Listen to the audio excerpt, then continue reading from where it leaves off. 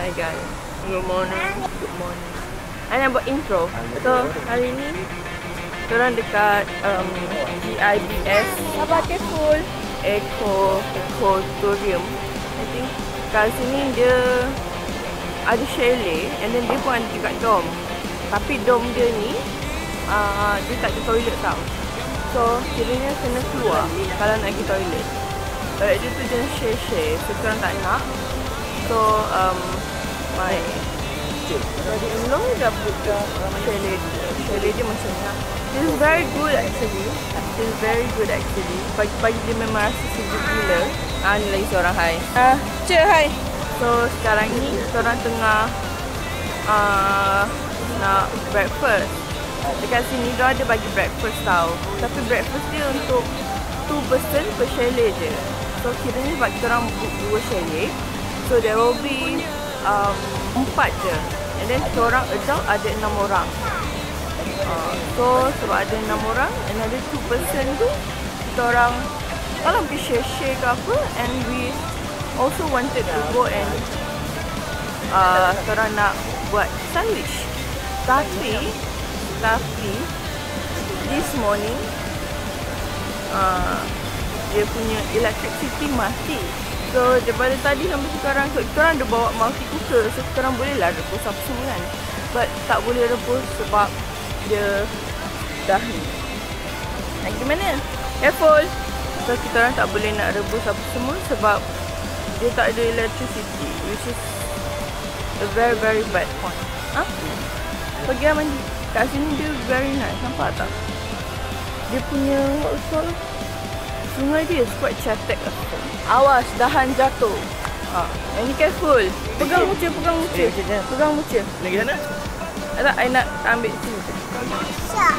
Ada fish ke? Mana? Mana? Tak nampak pun? Oh, ada fish. Nampak? Nampak tak? So kat sini nampak tak? Dia ada bridge connecting. Kat belah sana is zone. Belah ni is zone A, which is all of the chalet. Dia punya harga. So kat sini kita ada wakaf. Wakaf is like a place korang boleh duduk apa semua benda. Tapi benda ni pun kena sewa. Yang ni pun kena sewa. Same goes with that one. Satu hari dalam RM40, RM80. Depends kepada weekday ataupun weekend. Same goes for this one. Ni yang best thing sebab kat sini dia air sungai dia cetek. So macam budak-budak nak main pun apa tak apa. So that's why kita orang ada ni dengan view to go here and play here. So ada banyak batu-batu kat. Yang ni dom. This tu ni dom. So dom ni macam biasalah, it is actually for you guys yang mana datang dengan kawan ke apa. This is the dome for you guys. So korang boleh apa, mandi-manda apa semua, tidur kat sini apa semua. Office dia belah atas ni lah sini. Ke belah situ. Tak ingat lah. Tengok ni, semua tempat tak ada lampu tau. Sewa ni dapat ni.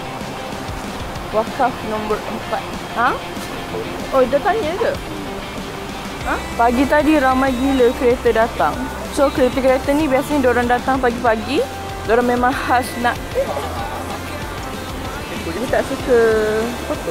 Kereta-kereta ni biasa diorang akan datang pagi-pagi untuk mandi kat sini. And then diorang akan park kereta situ, sewa one of the wakaf ataupun one of the tent macam ni, and baru mandi.